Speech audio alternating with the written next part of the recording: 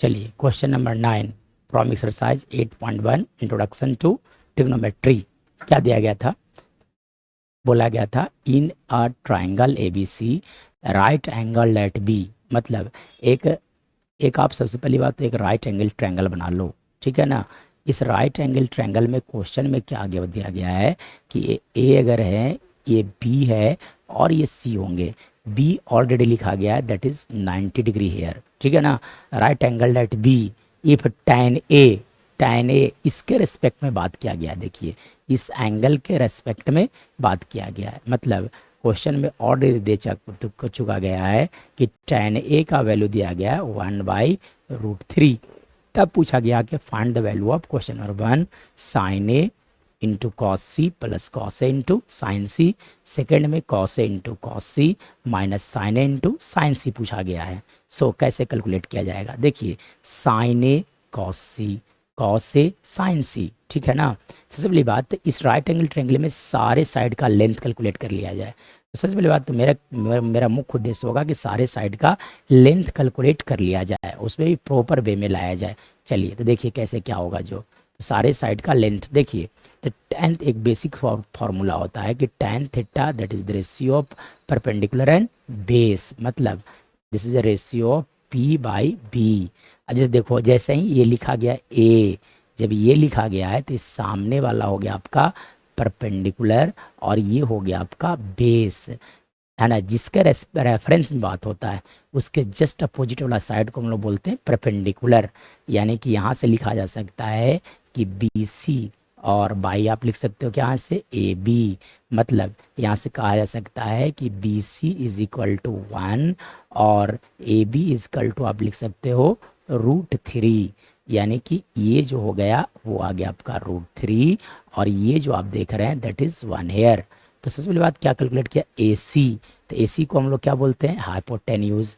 तो by using Pythagoras theorem, by using Pythagoras theorem, ठीक है ना, पाइथागोरस थ्योरम। चलिए तो यहाँ पे हम लोग क्या यूज किया जाए? पाइथागोरस थ्योरम यूज किया जाए।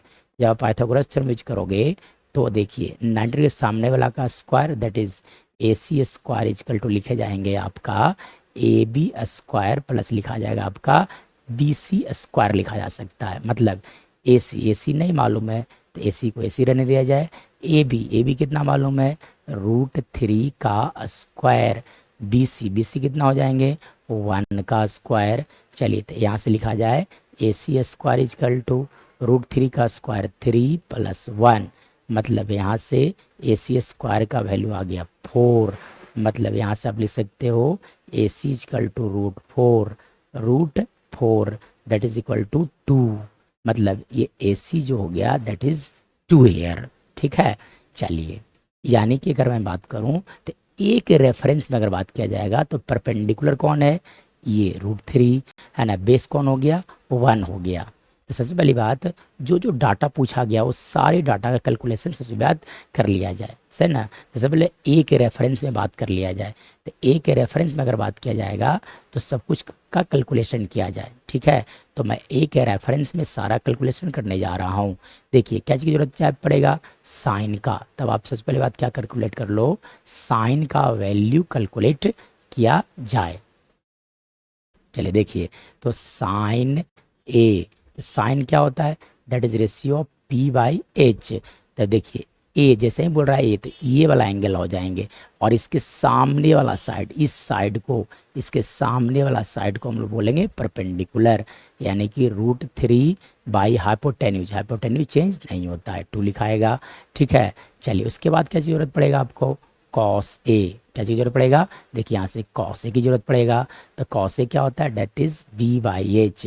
तो जैसे ही कॉस ए इस एंगल का रेफरेंस में बात किया जाए तो ये बेस हो जाएगा, A B will be base. यानी कि लिख दो आप 1/h दैट इज 2 ईयर, ठीक है। चलिए उसके बाद सेकेंड कॉस सी और साइन सी की जरूरत पड़ेगा। तो सबसे पहले बात मैं यहाँ से कैलकुलेट कर लेता हूँ साइन सी। क्या कैलकुलेट किया जाए? साइन सी। तो साइन सी अगर बात किया जाएगा, सी के रेफरेंस में अगर बात करोगे आप, तो सी के रेफरेंस में अगर बात किया जाएगा तो देखिए एंगल सी कौन सा है? ये है। तो ये हो गया आपका एंगल सी।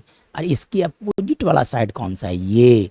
यानी कि इस बार ये हो जाएगा आपका परपेंडिकुलर, और जब ये परपेंडिकुलर होगा तब बेस का वैल्यू हो जाएगा इस बार √3। आई थिंक ये बात समझ में आ रहा होगा। थीटा के जस्ट अपोजिट साइड को हम लोग बोलते हैं, है ना, क्या बोला जाता है, थीटा के, देखिए थीटा के अपोजिट साइड को बोला जाता है ना,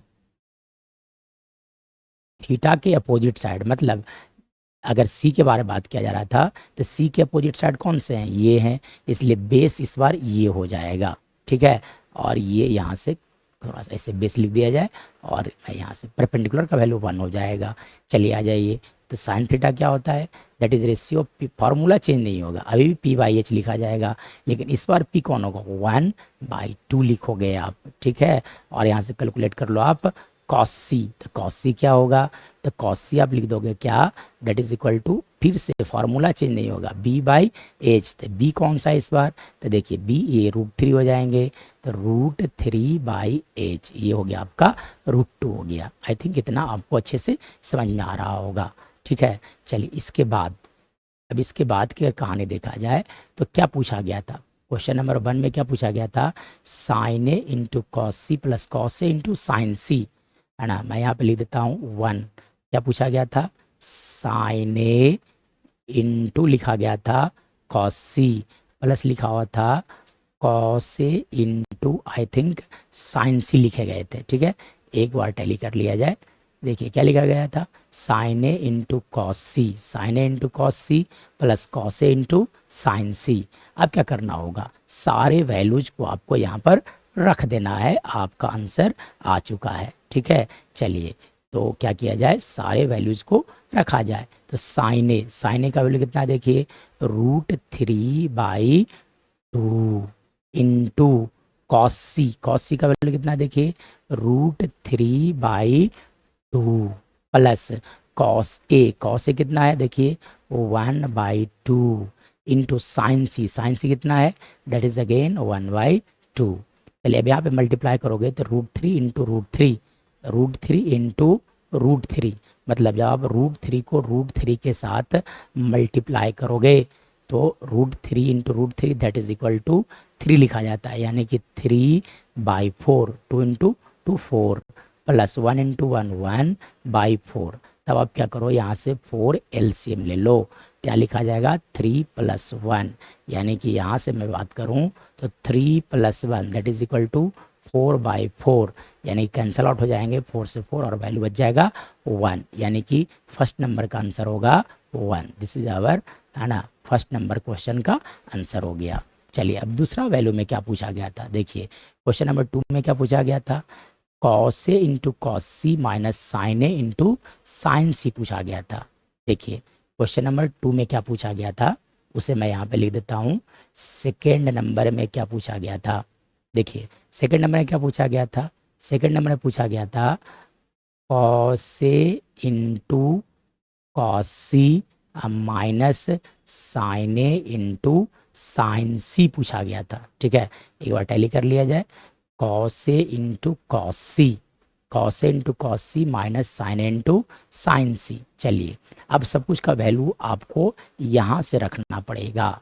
चलिए देखिए अब कॉस ए का वैल्यू कितना था 1/2, देखिए यहाँ पे ऑलरेडी 1/2 रखा गया है, तब आप क्या रख दो यहाँ पे 1/2 इंटू कॉस सी, तो कॉस सी का वैल्यू कितना हो गया √3/2 माइनस साइन ए, तो साइन ए का वैल्यू कितना था, देखिए √3/2 इंटू साइन सी, तो साइन सी का वैल्यू कितना था, देखा जा सकता है साइन सी का वैल्यू दिया गया था 1/2, मतलब इसे आप लिख सकते हो मल्टीप्लाई करने के बाद ये लिखा जाएगा आपका √3/4 माइनस लिख दोगे यहाँ से √3/4, दोनों सेम टर्म है, कैंसिल आउट हो गए, वैल्यू 0 आ गया, मतलब इसका वैल्यू होगा 0, ठीक है। This is our right answer.